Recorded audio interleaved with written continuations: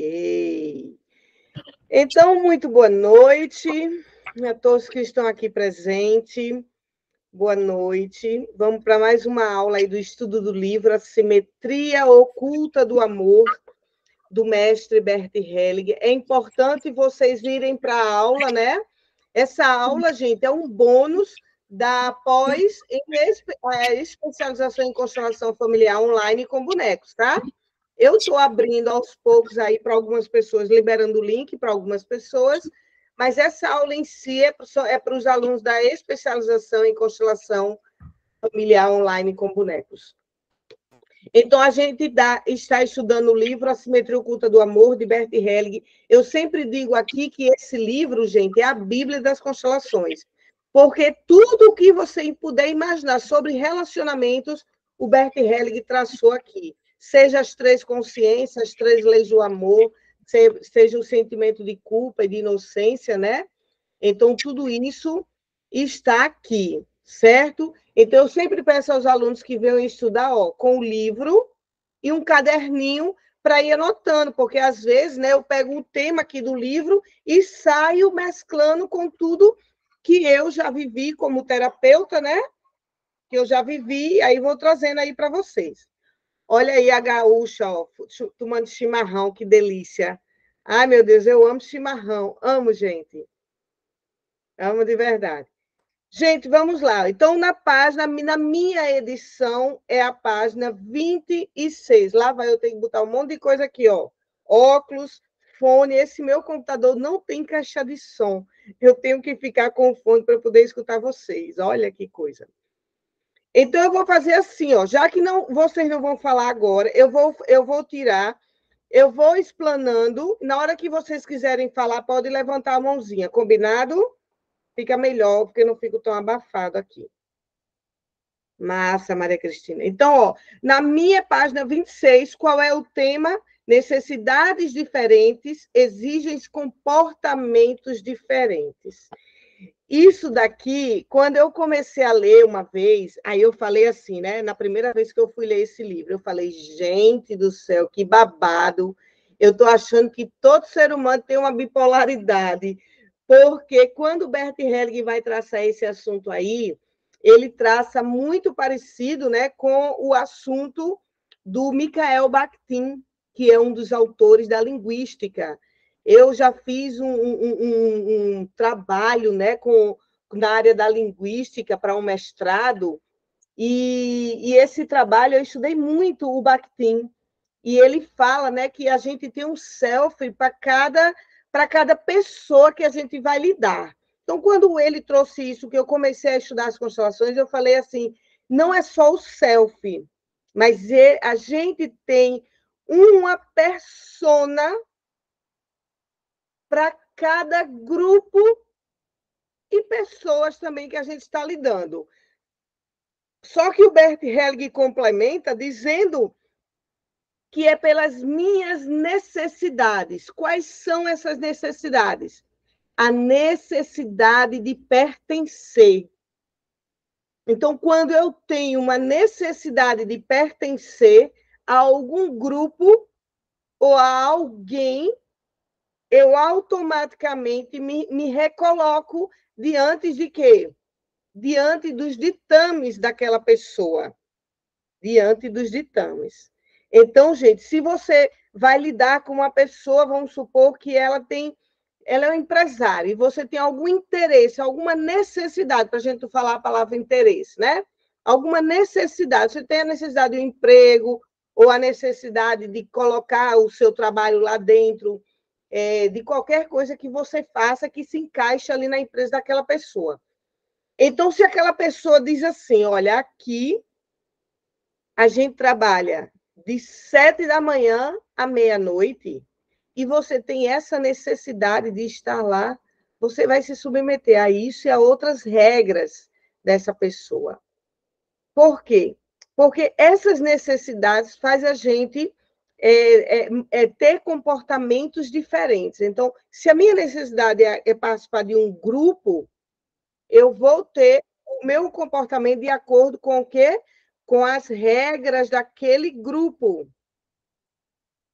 Então, é por isso que no sistema familiar, na hora que eu tenho, como é que diz? Na hora que eu quero pertencer, que eu tenho a necessidade de pertencer à minha família, eu vou me submeter aos ditames da minha família.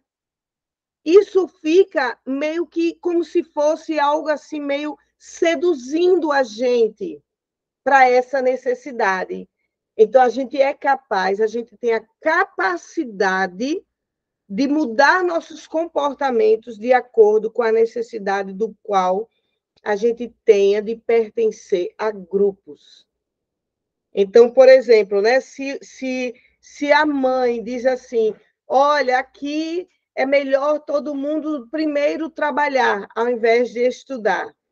Então, por você ter a necessidade de pertencer ao grupo familiar, você automaticamente vai se sentir com vontade de não estudar e de trabalhar logo, para pertencer a ele. Então, a gente pega a nossa consciência pessoal, a gente acala ela, abafa ela, para a gente poder se encaixar de acordo com o grupo.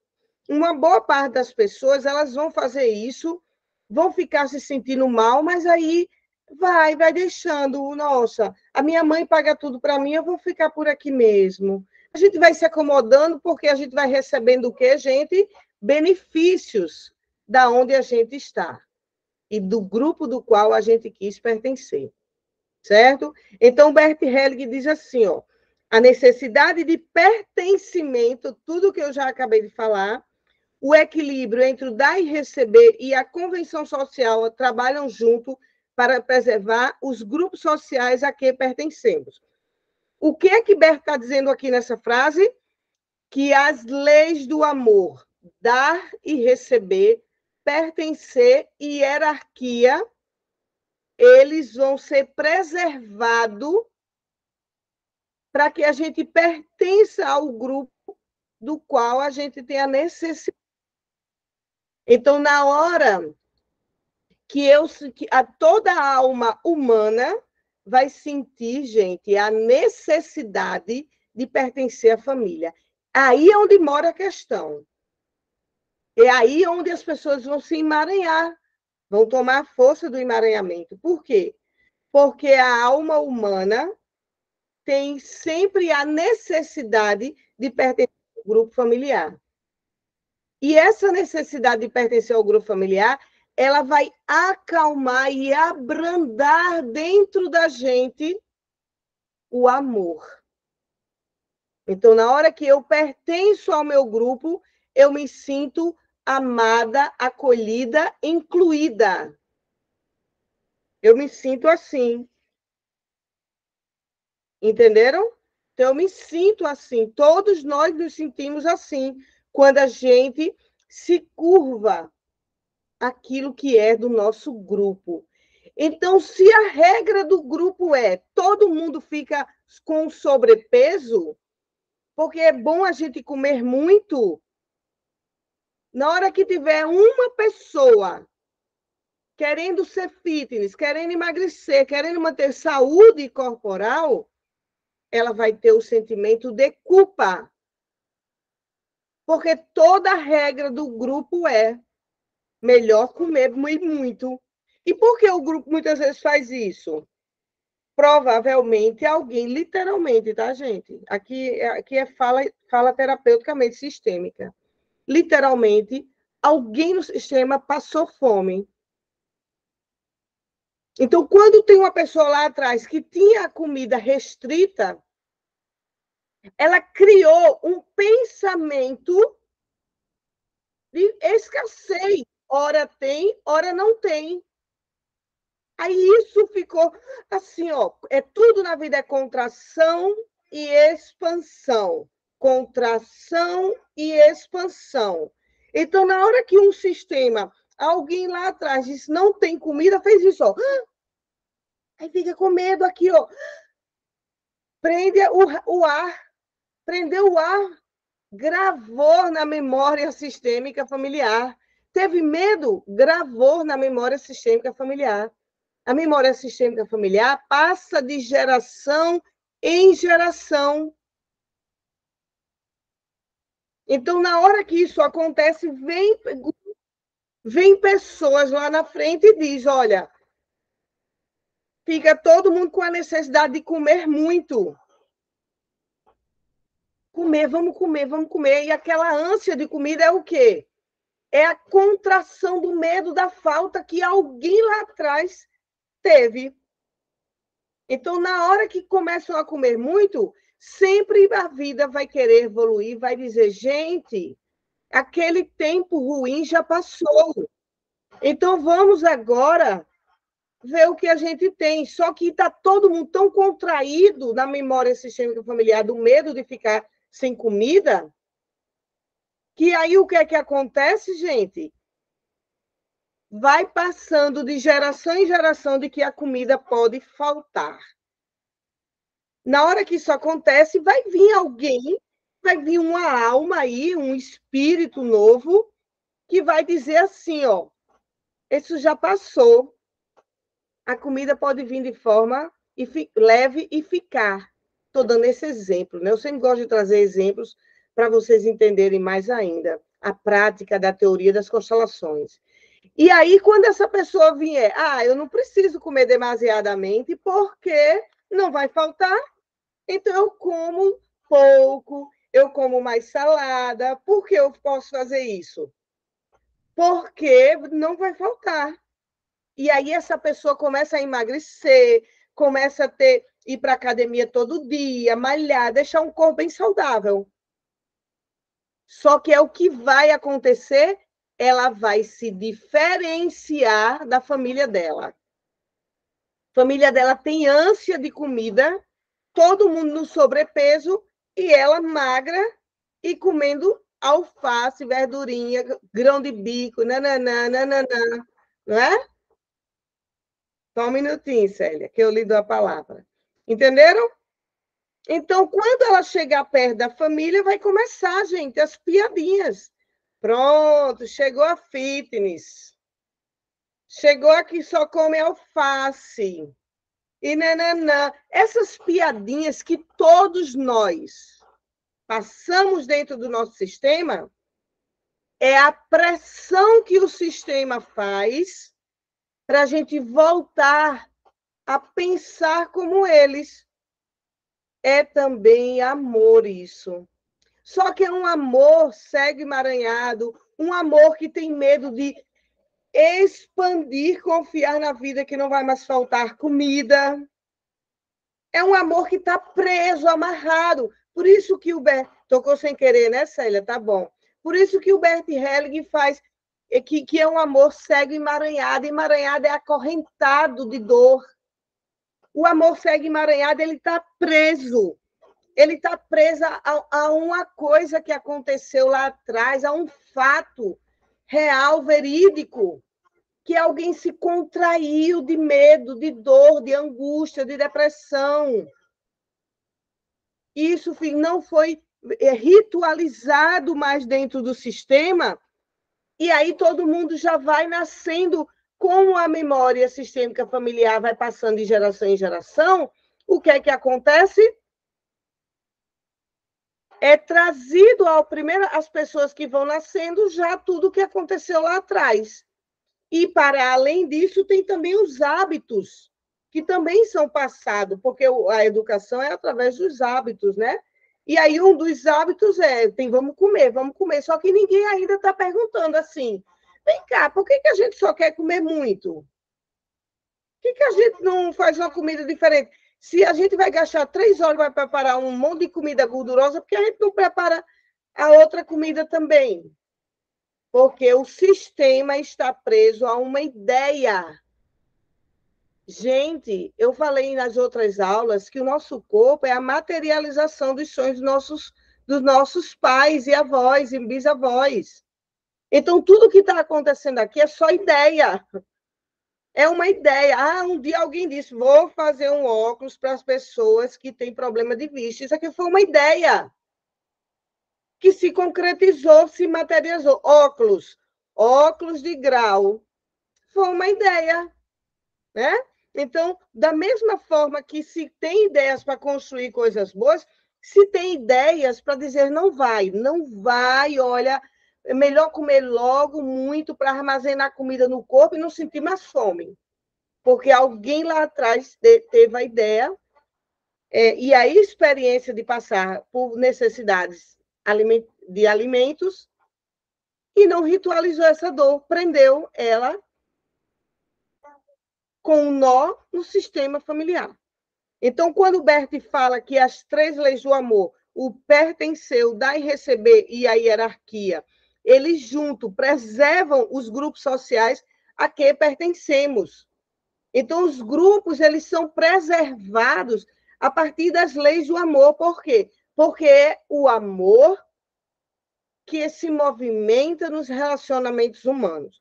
É por isso que a teoria do Bert é o movimento do amor nas relações humanas. Porque na hora que eu desejo pertencer ao meu grupo, eu estou me sentindo amada. Na hora que eu agradeço a vida que eu recebi dos meus pais, eu amo e sou amada. E na hora que eu respeito a hierarquia que aconteceu, de quem chegou primeiro na vida, para eu poder depois chegar, eu também estou amando. Então, as leis do amor, elas servem para dar o equilíbrio e a organização dos grupos sociais. Isso da família, à religião, ao trabalho, às amigas do cafezinho, ao corpo da gente, tudo precisa ser respeitado, essas ordens do amor, certo? Então, ó, se você, por exemplo, arranja um emprego e você chega lá, você sabe muito sobre computação. Você chega lá, só que você não tem um cargo grande. Você tem uma pessoa que tem um cargo maior que o seu, já está lá nessa empresa há 30 anos e você acabou de chegar, mas entende mais do que ela. Se você não souber respeitar a hierarquia porque ela está há 30 anos na empresa, você vai ter confusão, vai ter brigas com essa pessoa.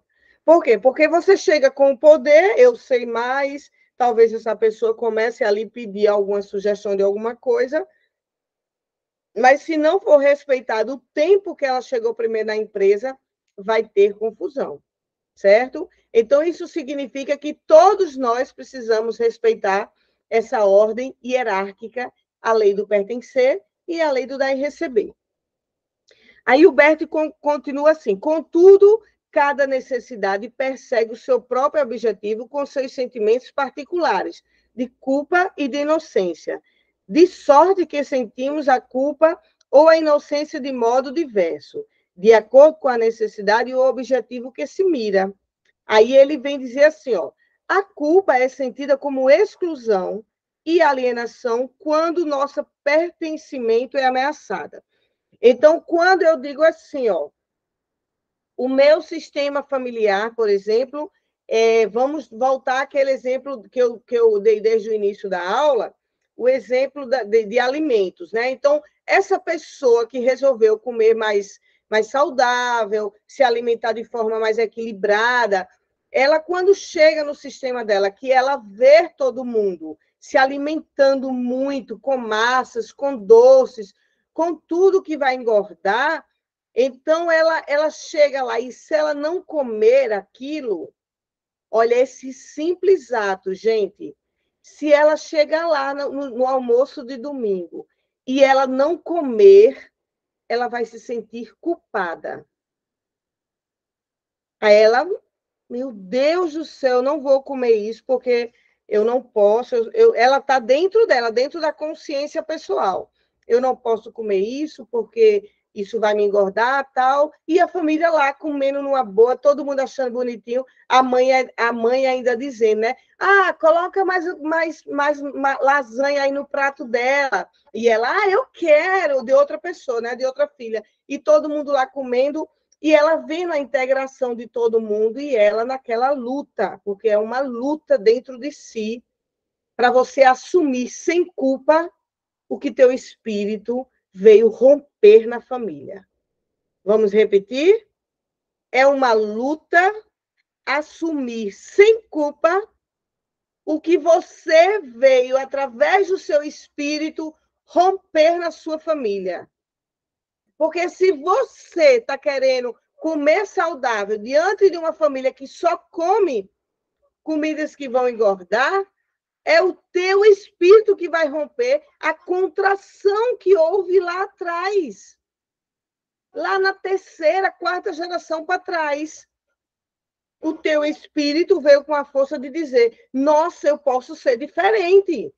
Não foi o irmão A, nem irmão B, nem C.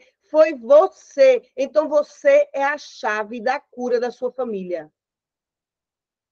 E é por isso que se torna essa culpa. Por quê? Porque você está com desejo também de pertencer à família.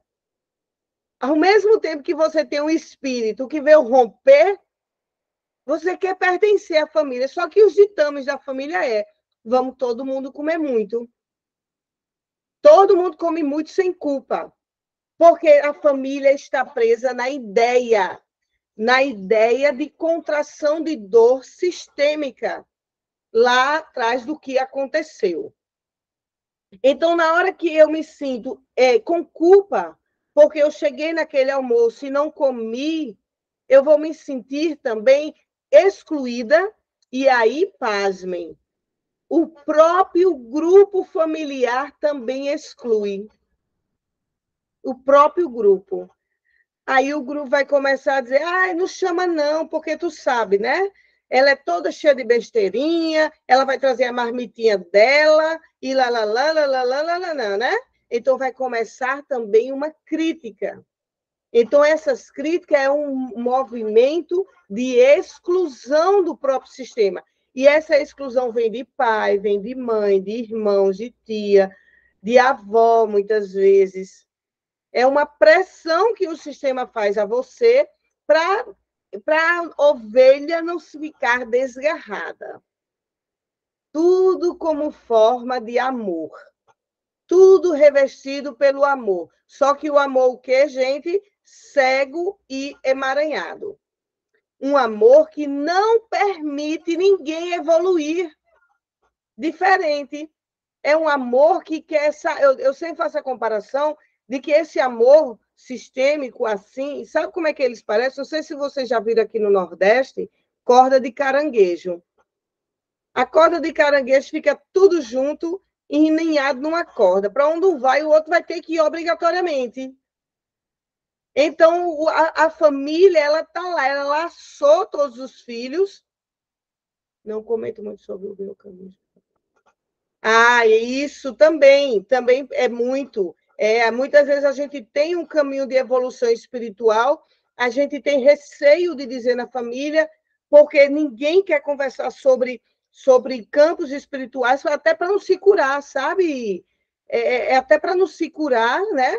E aí não, evita de estar falando sobre esses assuntos, e aí o melhor caminho mesmo é a gente começar a conversar sobre isso em outros grupos que nos querem, que nos aceitam, entendeu?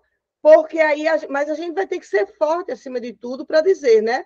Tudo bem, minha família não quer conversar sobre isso, mas eu quero. É uma força, gente, que a gente vai ter que ser assim, rasgar nossa alma de dizer, eu vou continuar pertencendo porque eu sou de lá, mas eu pertenço de forma diferente. Eu pertenço como a ovelha negra da família, eu pertenço como a pessoa que está longe, eu pertenço como uma pessoa diferente, né? Então, fazer esse movimento para você, porque lembre disso, se você teve uma nova ideia, a ideia sistêmica de dizer, se eu comer melhor, meu corpo não vai ficar gordo, sobrepeso. Isso foi uma ideia que você teve, um dom, né, do espírito. Eu chamo isso sempre de dom, pessoas que conseguem com muita força e equilíbrio se alimentar bem, até espiritualmente, né? Isso se fala. Então, se você teve essa ideia, lembre de uma coisa: na memória sistêmica familiar, você está gravando essa ideia.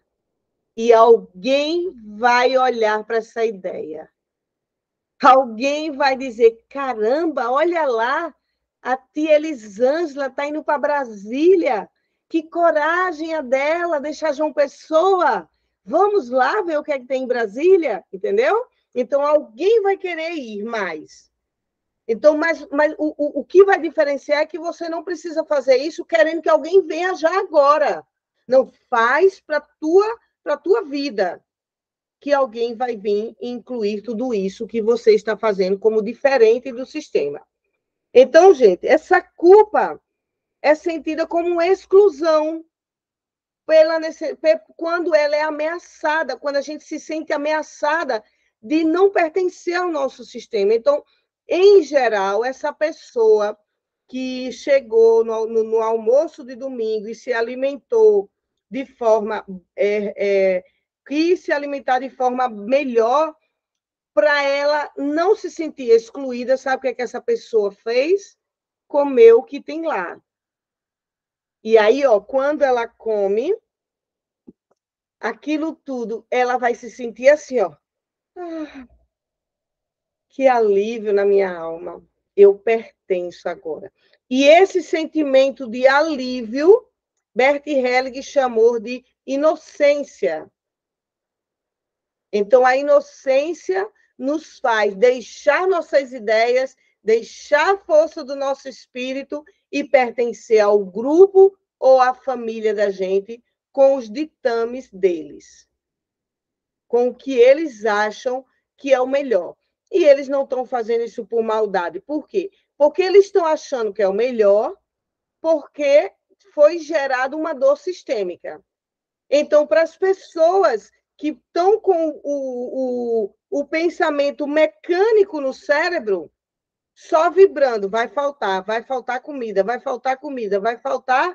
Ela está vibrando na memória da bisavó que passou muita fome. Então, para ela faz sentido comer muito, porque ao invés de ela comer 6 refeições no dia com pouco, ela come 3 e sobra comida lá no armário. Para outros dias, se a gente for fazer matematicamente, né? Fazer uma continha aí. Então, essa pessoa ela está certa também. Só que ela se prendeu, né? A essa dor e não está vendo outros movimentos e oportunidades que a vida está dando. Às vezes, até a vida dá a oportunidade de não faltar mesmo. Vem sempre um dinheiro, você compra, e depois vem outro dinheiro, você compra mais comida. Mas a pressão está tão grande da ideia no cérebro, na alma, na memória, que acaba faltando, gente. É impressionante, acaba faltando. Então, essa culpa é sentida como exclusão no desejo de pertencer ao sistema. Quando eu não me sinto excluído ou com culpa, eu me sinto inocente. Aí, ó, a culpa é sentida como dívida e obrigação quando se rompe a lei do dar e receber. Então, ó, vamos lá, vamos entender. Na hora que sua mãe faz assim, ó, filho, vem aqui, eu comprei um celular para você. Aí dá o celular para o filho. Filho, eu comprei agora um iPhone, dá o iPhone. Filho, eu comprei isso, aí dá para o filho, vai dando. Então, quando a pessoa não consegue retribuir a mãe, ela se sente endividada com a própria mãe. Isso é apenas dentro do corpo do sentimento. Às vezes o filho, ele está, às vezes até está querendo receber mais, ou o filho ou a filha, né? Mas aí no corpo sentimental ele está se sentindo em dívida ou obrigação. Então é por isso, gente, que muitas vezes algumas mães dão muito para os filhos. Para quê? Para que ele se sinta obrigado a amá-la, a respeitá-la, a fazer tudo o que ela quer, a cuidar dela na velhice. Porque a alma, essas leis que Bert Helling descobriu, ela está na alma humana. Então, você conhecendo ou não as leis do amor e os sentimentos que perpassam e se vinculam às leis do amor dentro das ordens dos grupos sociais, você conhecendo ou não, elas vão atuar. Então, toda pessoa que dá muito ao outro, ela está vinculando esta pessoa a uma ordem de obrigação. Porque toda pessoa que recebe muito, a própria alma vai se sentir pesada em ter que oferecer alguma coisa. Ela se sente na obrigação. É aquele exemplo que eu sempre dou. E se você tem uma vizinha, a vizinha faz um bolo de chocolate para você. Olha, Eli, eu vim te dar o bolo de chocolate com cenoura. Você come, entra com o prato da vizinha, come, e na hora de devolver o prato, eu tenho certeza que ninguém devolve vazio o prato. Aí vai fazer alguma coisa. Faz uma cocada, um cuscuz, uma tapioca, e vai lá dar para a amiga. Por que, que a gente faz isso? Porque a lei do dar e receber, se você não concluir essa lei que é dar e receber, você se sente em dívida. E a própria alma diz: você tem a obrigação de devolver algo em troca. Assim também acontece com a vida. Na hora que a gente recebeu a vida, ainda no ventre da nossa mãe, nossa alma se sente na obrigação de devolver com gratidão ou alguns, olha aí, ó, sacrifício, a vida que a gente recebeu. A gente se sente meia com o arquétipo do sacrifício, de ter que fazer alguma coisa.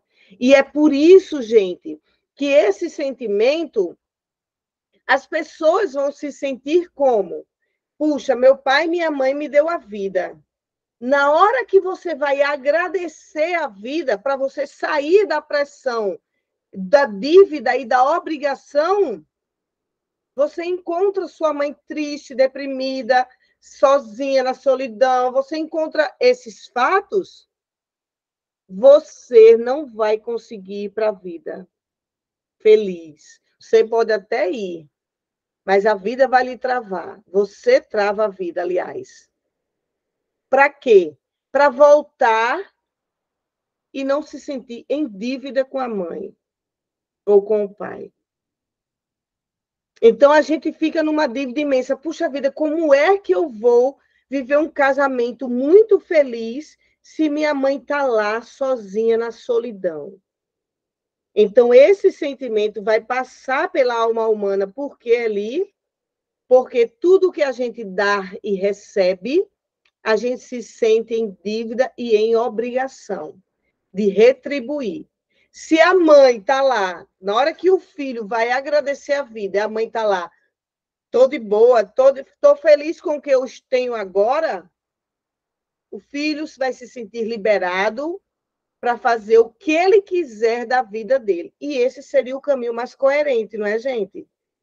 Porque nós, segundo o que a gente sabe, nós somos apenas o portal de vida dos nossos filhos.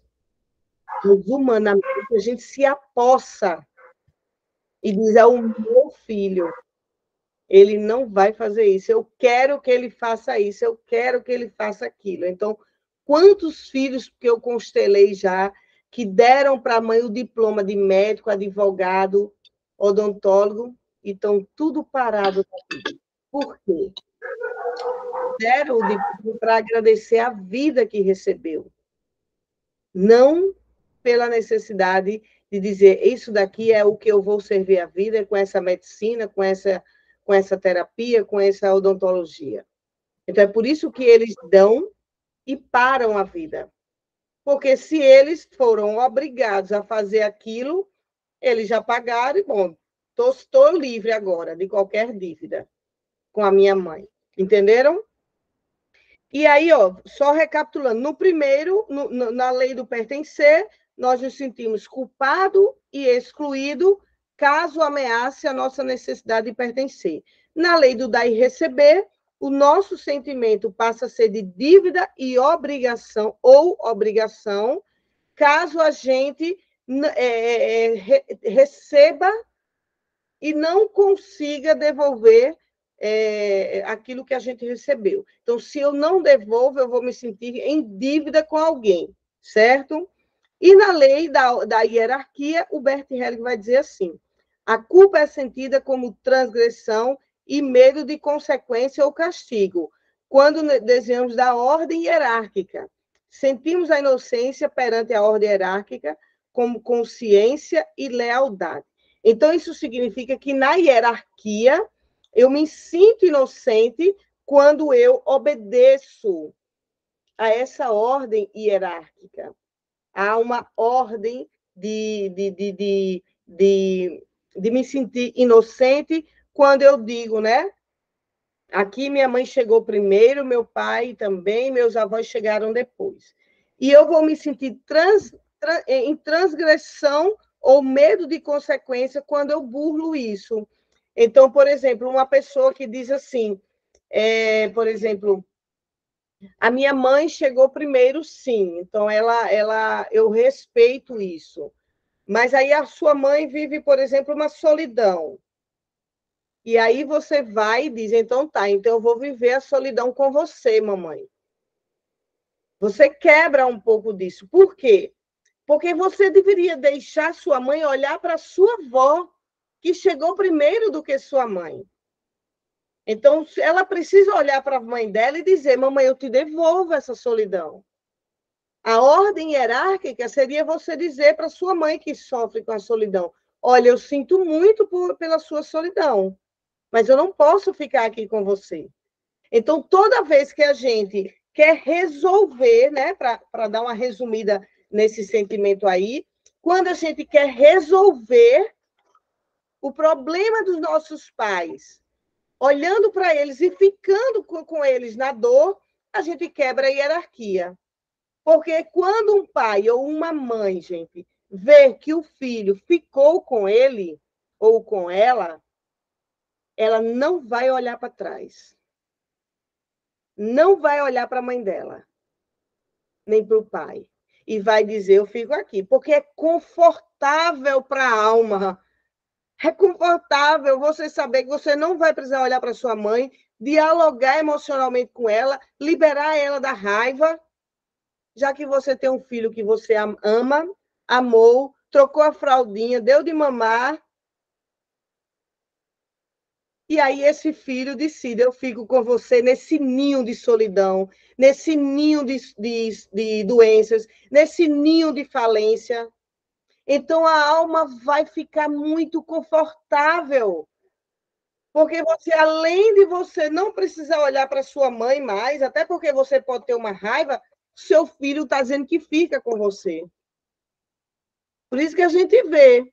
Eu tenho uma pessoa que eu morava perto dela, e era muito engraçado, porque é uma mãe que se divorciou do pai dessa menina, e a menina decidiu não casar. E as duas só andavam assim, uma atrás da outra. Parecia, sabe duas pessoas que andam assim, uma atrás da outra, assim, como fileira mesmo? E a mãe saía e a menina saía atrás. A mãe voltava, a menina saía atrás. Então, as duas eram sempre juntas. Uma decidiu, não, você não vai olhar para a sua questão, nem quer mais conversar com sua mãe, então eu fico com você nessa solidão. Isso é quebrar a ordem hierárquica. Você se sente ruim com isso. Fala, Ana Cristina, enquanto eu leio aqui a pergunta. Diga. Lembre que está sendo Eu tô, gravado, tá? Para não falar tantas coisas íntimas, porque tá, depois não, não, tem problema não. Eu tô vivendo isso. Deixa eu colocar aqui. Oi.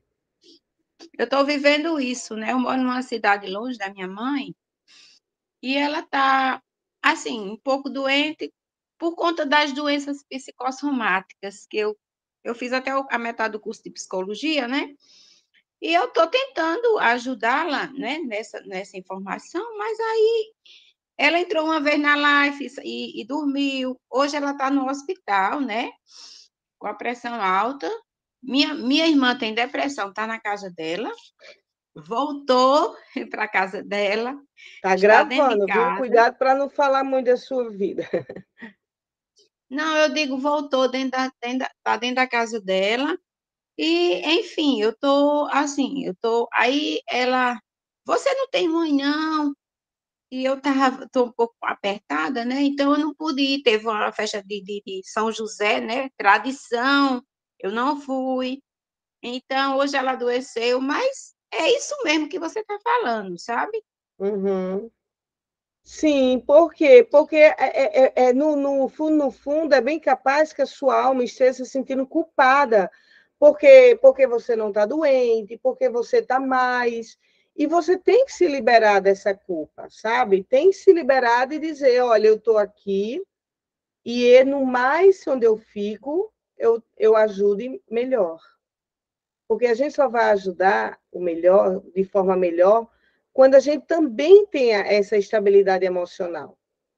E o que sua irmã está vivendo agora com sua mãe, deixe, porque é um movimento de evolução delas duas. Só elas duas sabem porque as duas estão juntas.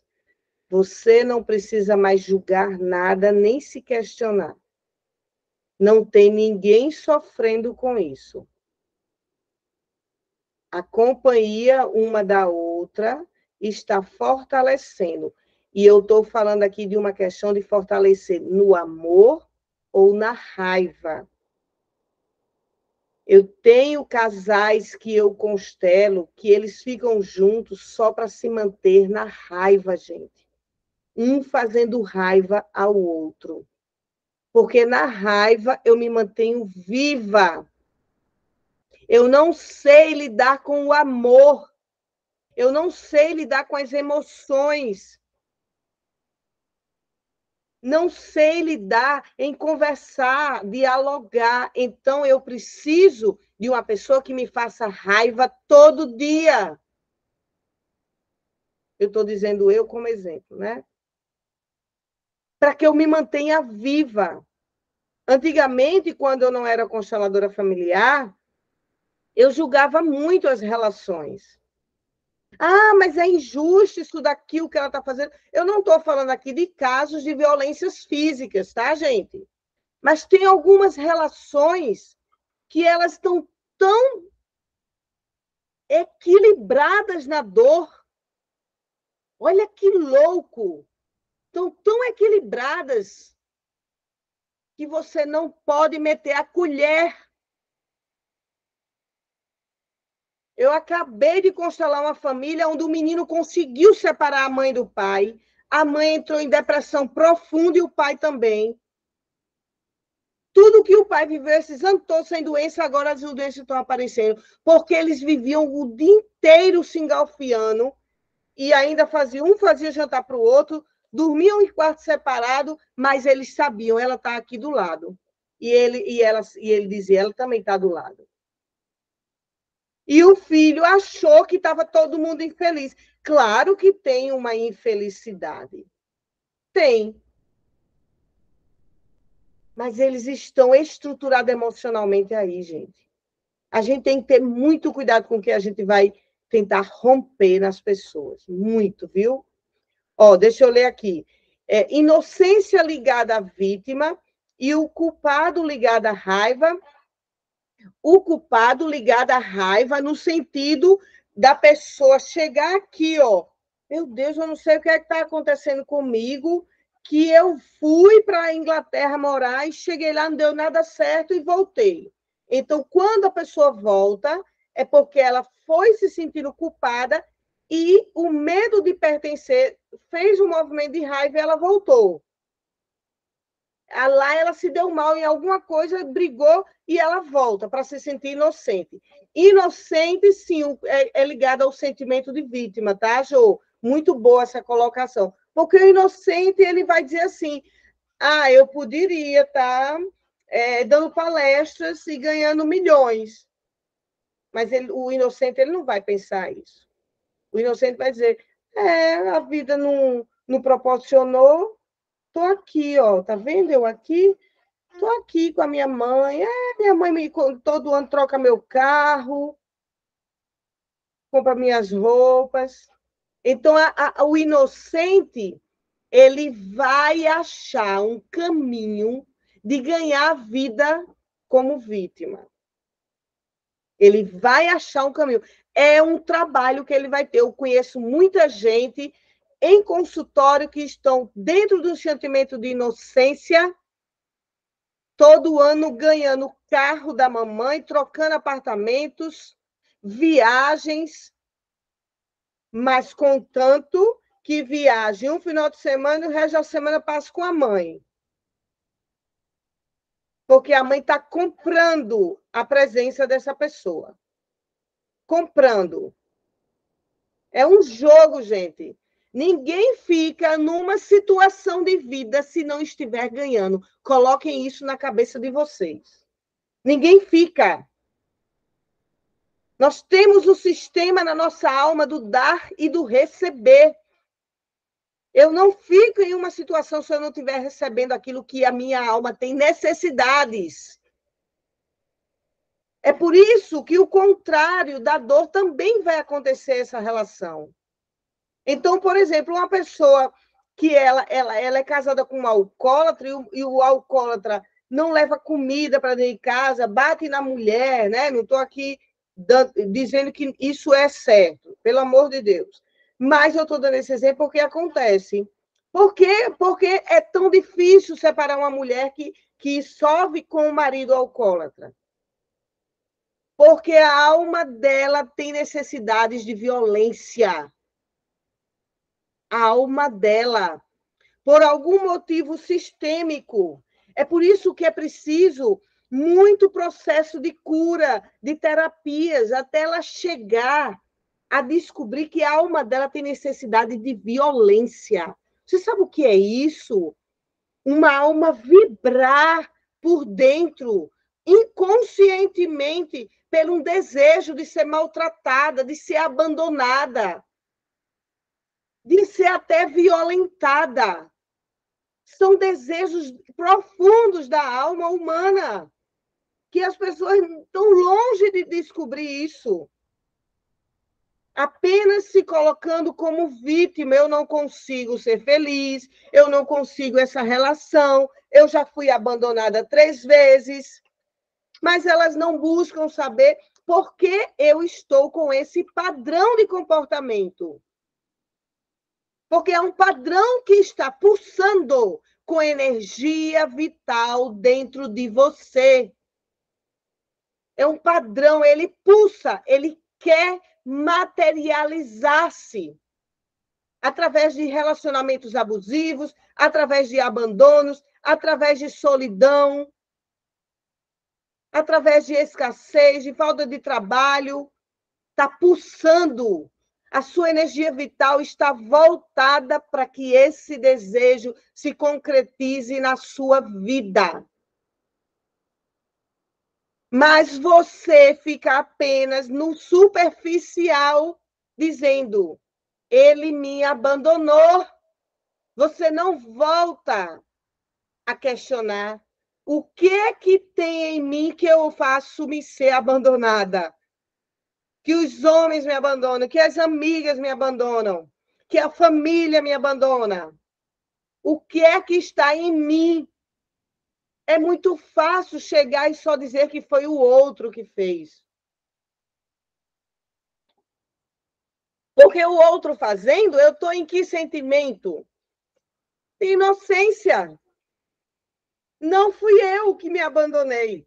Não fui eu quis um casamento, mas ele me abandonou, ele me traiu. Então, eu sou o quê dentro disso? Eu sou a lindinha da mamãe, a bonequinha. Eu não fiz nada. Ao contrário, eu lavava a roupa dele, eu forrava a cama, fazia o lanche.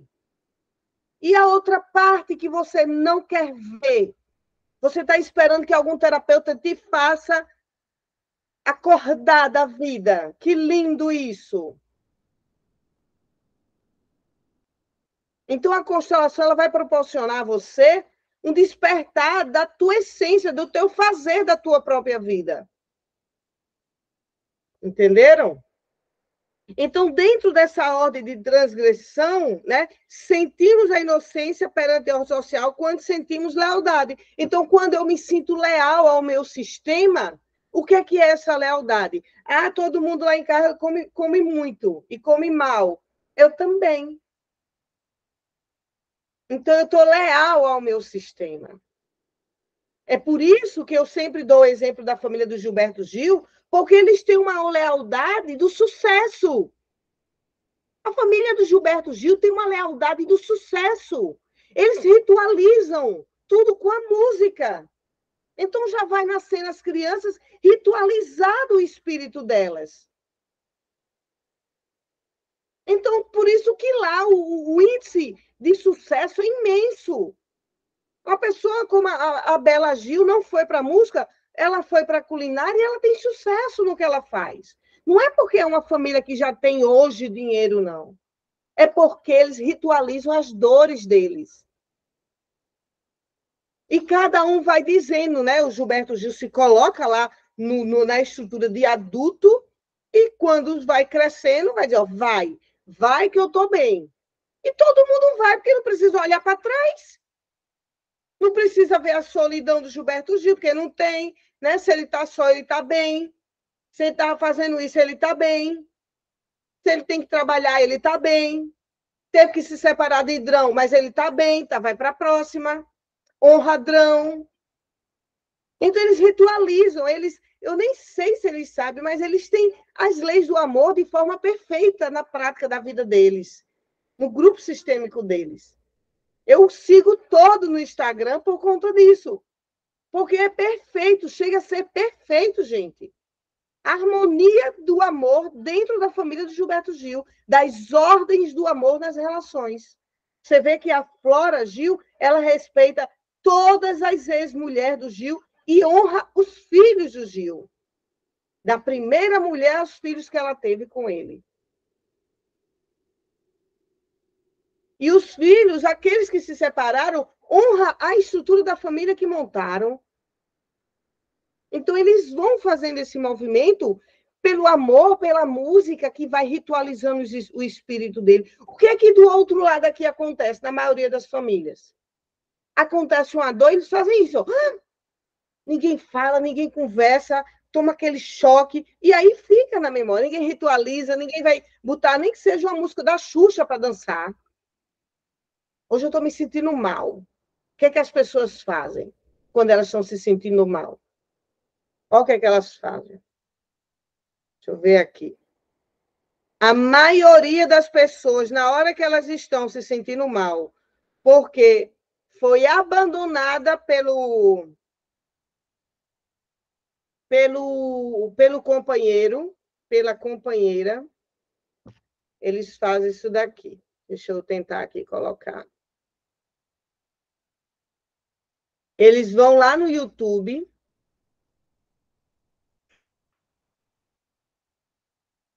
Cadê? Vão lá no YouTube, compram uma cerveja, ficam sozinha em casa e colocam isso daqui, ó. Estão escutando? Tenho ares e serpentes, mas em caso de amor, sou pequeno, estou carente, sou doutrado, sonhador. Eu me piso e me desfaço, companheiro do perigo. Eu me solto em sua festa, mas sozinho não consigo. Digo coisas que não faço, faço coisas. Somente seu amigo. Olha essa música, sente um pouco. Eu sinto um beijo seu na minha face. Eu luto pra manter o meu disfarce. E não deixar tão claro que me quero. As pessoas vão ritualizar com música que traz mais dor. Com música que vai mexer com as suas emoções, que deixa você lembrando. Porque na hora que você coloca essa música, que fecha os olhos com a dor daquele abandono, as suas imagens mentais vão para as cenas de felicidade que um dia você pensou que viveu com aquela pessoa. Sabe o que é que isso é? Ritual. Isso é um ritual.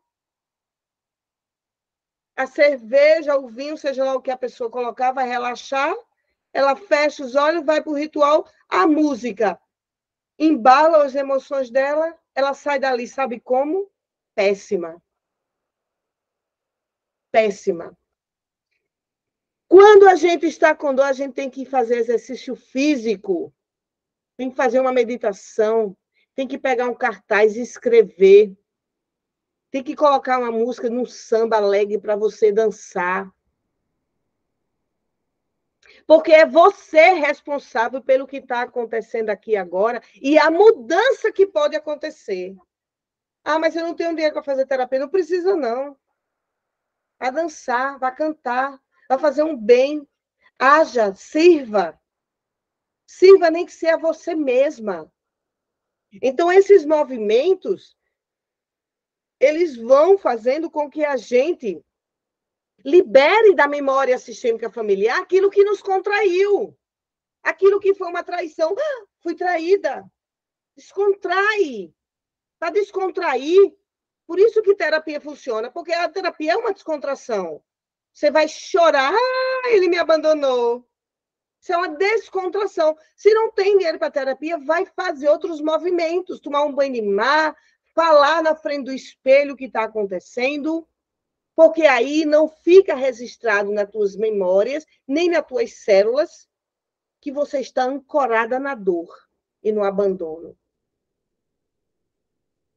E isso é nada mais do que nada menos de brincar com a nossa criança. Quanto menos a gente deixa a criancinha parada, mais lindo vai ser o adulto que vai se revelar, né?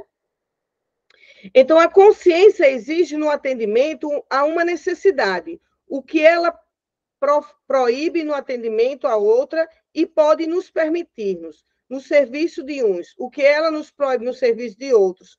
Aí, o que é que ele quer dizer isso? Ó? Vamos supor aqui, né? Eu vou me relacionar aqui, ter vou fazer uma visita na casa da Maria Cristina, por exemplo. Então, quando eu chego lá, eu tenho a necessidade de pertencer ao grupo familiar dela. Porque, por algum motivo, eu vou lá, eu quero ir lá almoçar com elas. Então, quando eu chego lá, se lá todo mundo diz assim, não, aqui nós somos evangélicos e aqui a gente tem que rezar aquelas orações de 2 horas de comer. Se eu quero pertencer a este grupo, eu vou passar 2 horas orando antes de comer. Eu vou fazer igual a eles. Eu vou ser incluída, porque todo mundo viu minhas atitudes, viu tudo.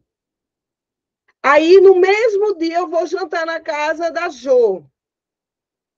Quando eu chego lá, Jo, eu estou dando exemplo aqui de religião. Quando eu chego lá, Jo é católica.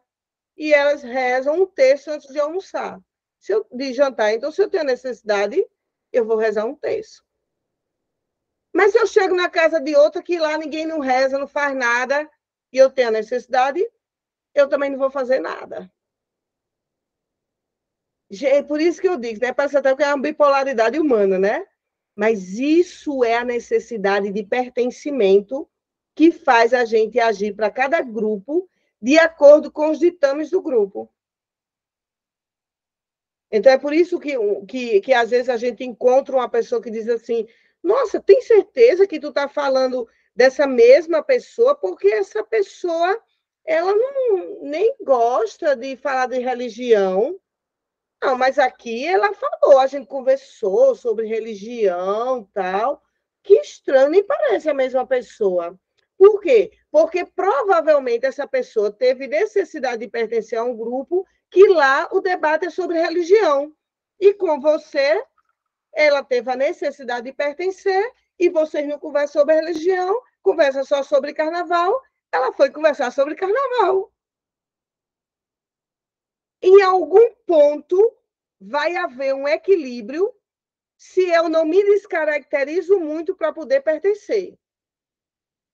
O equilíbrio está aí, porque eu também vou colocar a minha consciência pessoal. Então, no grupo que só fala de carnaval, se eu também quiser falar sobre assunto, eu vou começar a soltar um pouco sobre avião.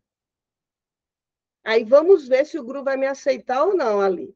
Aí uma hora carnaval, outra hora avião, e vai ver a troca. Então, aí vai ter o equilíbrio das relações. Se no grupo que eu só converso sobre religião, ninguém aceita outro assunto, a minha consciência vai saber se eu quero pertencer àquele grupo e chega lá só falar de religião, ou se eu não vou muito para lá. Então, é por isso que a gente tem atitudes diferentes em cada grupo que a gente tem necessidade de pertencer. E isso levou a muitas pessoas a teatralizar.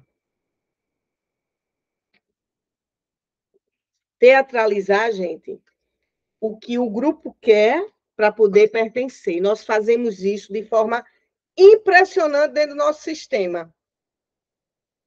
A mãe não quer que você namore um rapaz e daí ela começa a falar desse rapaz e você termina acabando o seu namoro com ele e ela quer que você namore com outro porque faz medicina. Você vai lá e namora. Porque você vai ganhar, tem a necessidade de pertencer à sua mãe, e aí você se curva a isso que ela quer, e você fica dentro do movimento de fazer como ela quer. Claro que isso vai cansar a tua consciência pessoal. E é aí onde começa a haver o quê? Os conflitos das relações. Porque se você só se curva aos ditames da família, você não vai aguentar. Porque as relações não é mão única, não é mão única, é ida e volta. Uma pessoa conversa sobre uma coisa e a outra pode discordar e a outra concorda, e é mão dupla as relações. O que trava a família é quando os pais querem ter nas relações mão única. Você tem que fazer isso, você tem que pensar assim. E esse tem que fazer assim ou pensar assim, eles não dizem de forma verbal, muitas vezes. Sabe como é que a maioria dos pais dizem como os filhos têm que ser? Dando a eles. Dando carro, boa alimentação, escola, fazendo lanchinho, recebendo amigos. Aqueles pais que os filhos, meu Deus, como é que eu vou negar alguma coisa a essa pessoa? E quem é essa pessoa? Minha mãe ou meu pai. Então, eu não posso nem negar. Porque se eu negar, eu vou perder. Eu perdendo, eu também não pertenço. E aí vai gerando um ciclo, né? A consciência atende a essas necessidades, mesmo quando elas se contrapõem. Nesse caso, sentimos os conflitos entre elas como conflitos de consciência. Quem visa a inocência em uma necessidade, visa ao mesmo tempo a culpa em outra. Então, na hora que eu digo para minha mãe, eu fico aqui na inocência, eu fico com você na solidão, eu me torno inocente. Só que a minha alma vai se sentir culpada por não ir casar.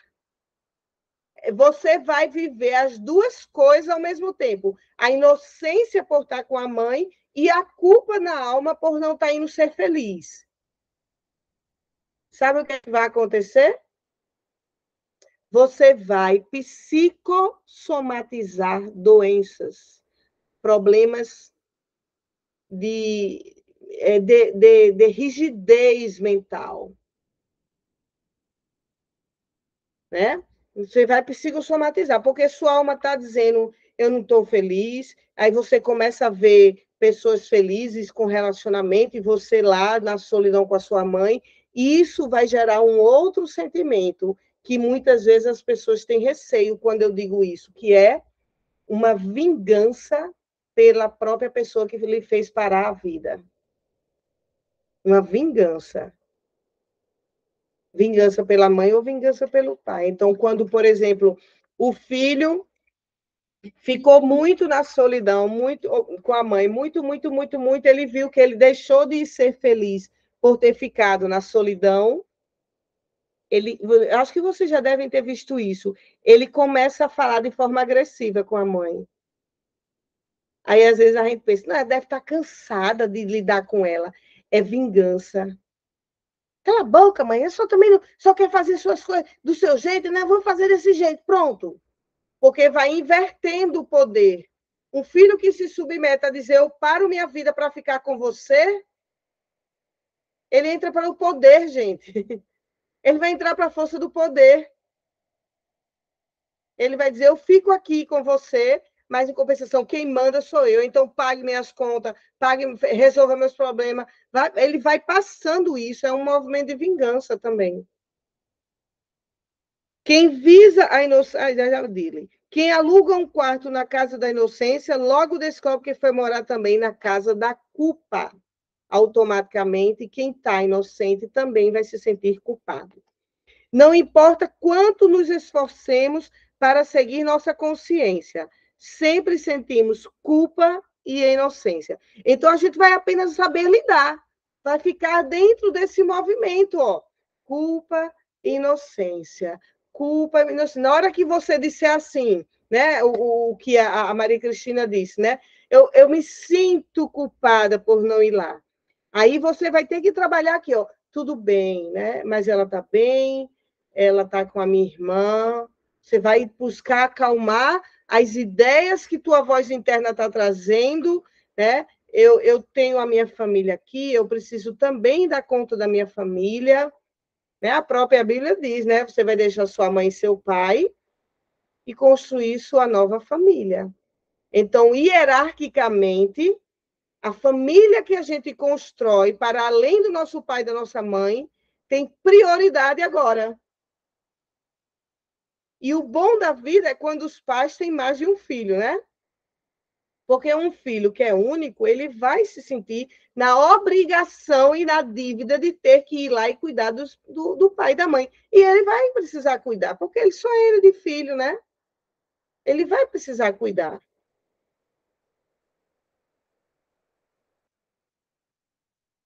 Não importa quanto nos esforcemos para seguir nossa consciência, sempre sentiremos culpa e inocência. E inocência com respeito a uma necessidade. A necessidade que você tem lhe leva a ficar junto da família para se sentir inocente como ela. Culpa com respeito a outra. Inocência sem culpa é uma ilusão. Então, não haverá. Mesmo você estando lá na culpa, haverá, de alguma forma, uma inocência por estar ali. Então, é por isso que o sentimento de culpa, gente, ele é um sentimento bom. Só que a gente tem que sentir culpa e não sentir culpa por ter culpa. Né? Tem que dizer, eu estou longe e eu estou sem culpa. Viu, Maria Cristina? Tem que dizer, eu estou longe e estou sem culpa.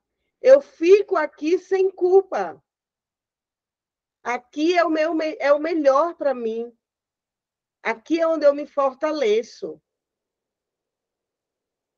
Então, a gente vai precisar, né, trabalhar o tempo todo essas nossas emoções para que a gente vá se liberando.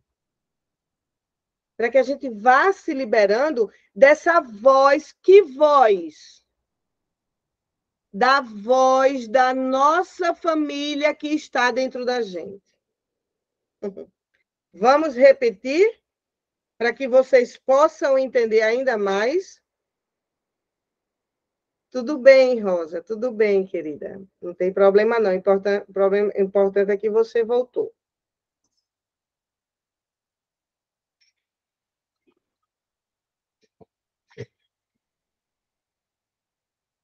Então, ó, repetindo aqui para vocês entenderem. Nós vamos precisar nos liberar da voz interna de culpa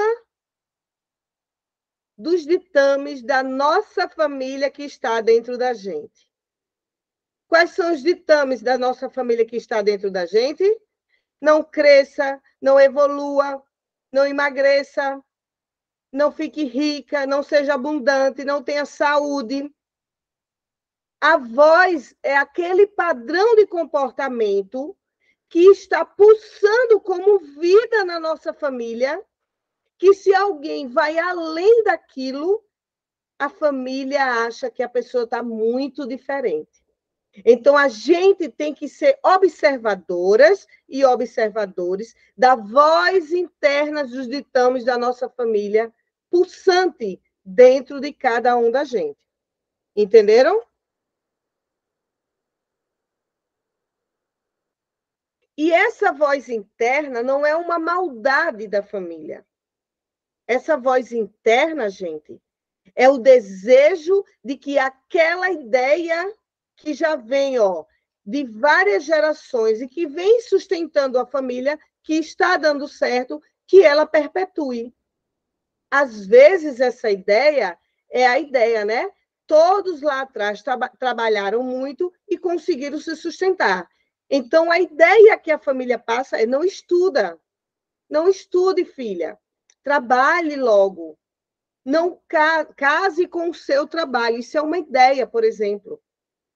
Então, essa ideia, por mais absurda que seja, não case, apenas case com o seu trabalho, deu certo para alguém lá no nosso sistema. Só que ela pode ser evoluída. Você pode dizer para sua mãe: eu caso e tenho o meu trabalho. Entenderam? Então, é preciso a gente estar o tempo inteiro dentro da gente, olhando, observando o que a gente está conversando conosco mesmo. Sabe aquela parte na Bíblia que diz assim, gente: orai e vigiai, não é?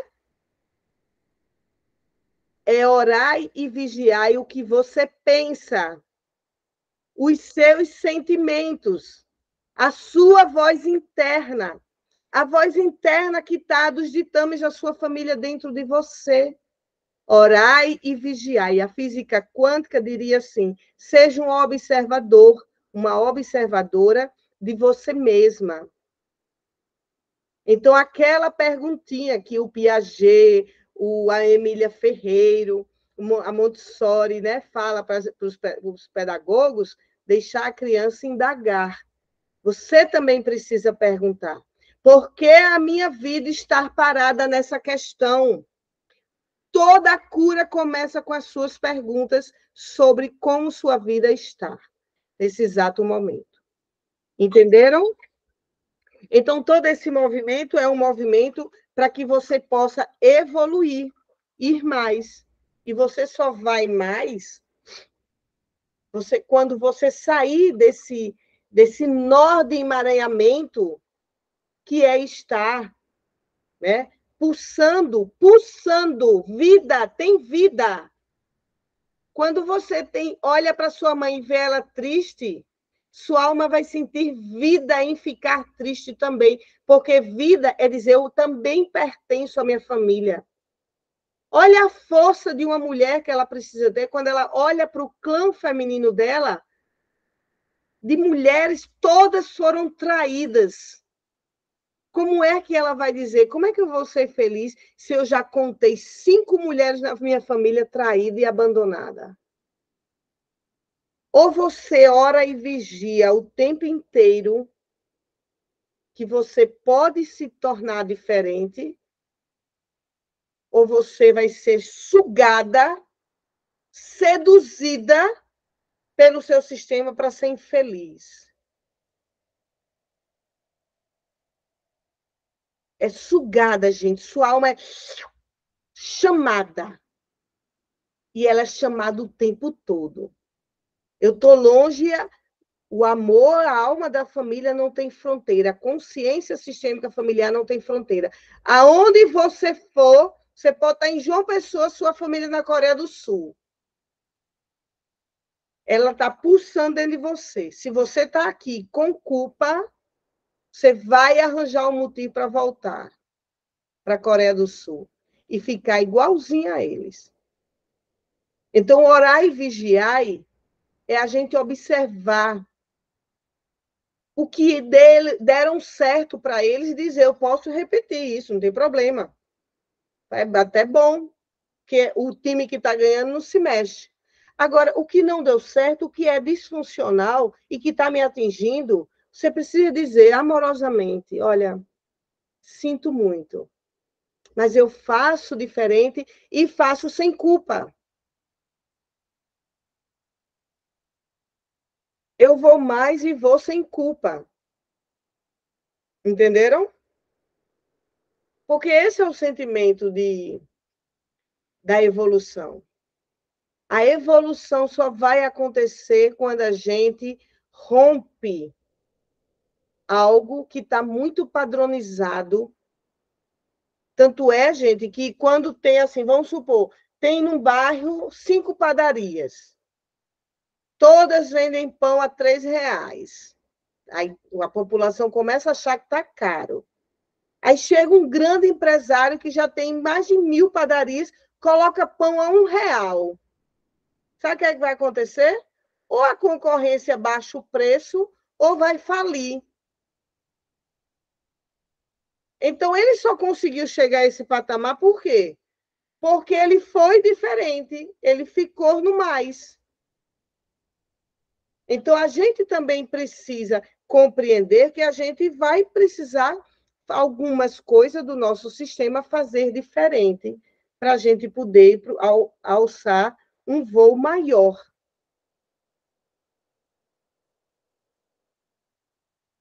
Os sistemas só vão conseguir evoluir quando as pessoas tiverem coragem de ir mais e ir diferente deles. E ainda assim, mesmo longe, mesmo sendo excluída, você se sentir pertencente. Só está dentro de você, só precisa você se sentir pertencente. Eu pertenço, mesmo sendo a ovelha negra da família, eu pertenço, mesmo aqui longe eu falando de espiritualidade. Eu venho daí, agora eu não vou ficar igual a vocês. Vou dizer assim, eu não vou ficar igual a vocês.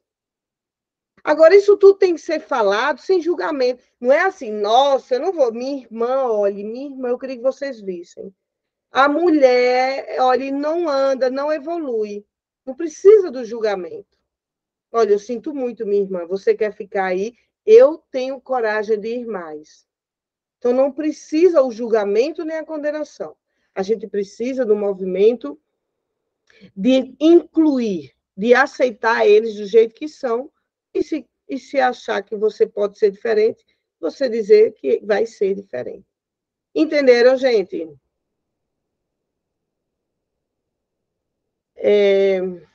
Alguém tem alguma dúvida? Alguma dúvida que a gente possa falar agora? Não, né? Top. Então, para quem é da especialização em constelação familiar online com bonecos, essa aula vai ficar gravada aqui na plataforma da faculdade Fabex. E eu também coloco ela lá no meu YouTube, no meu canal do YouTube, chamado Papos Sistêmicos. Então, dá uma olhada lá também, você pode pegar o link, divulgar, certo?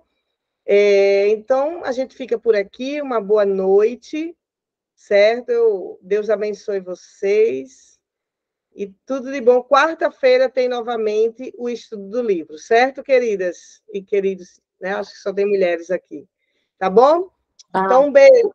Boa noite. Tchau. Boa noite. Feliz semana. Beijo, Elise. Boa noite. Boa Ai, noite. tem que... Boa noite, obrigada. Obrigada por tudo.